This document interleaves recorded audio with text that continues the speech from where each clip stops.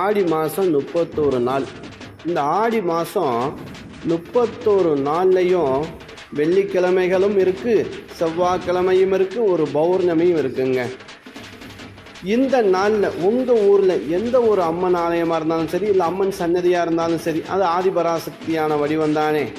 அப்படிப்பட்ட தெய்வத்திற்கு மாலை, அதாவது சூரிய அஸ்தமனத்திற்கு பிறகு என்ன பண்ணுங்க, ஒரு வாழை இலை வாங்கிக்கிறங்க.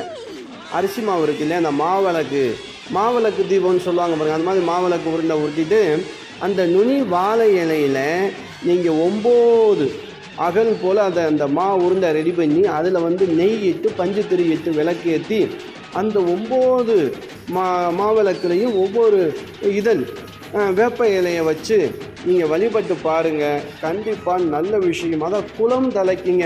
உங்களுடைய வாரிசுகள் நல்லா இருப்பாங்க, உங்கள் வீட்டில் நன்மைகள் நடக்கும், கேட்ட வரம் கிடைக்குங்க. முயற்சி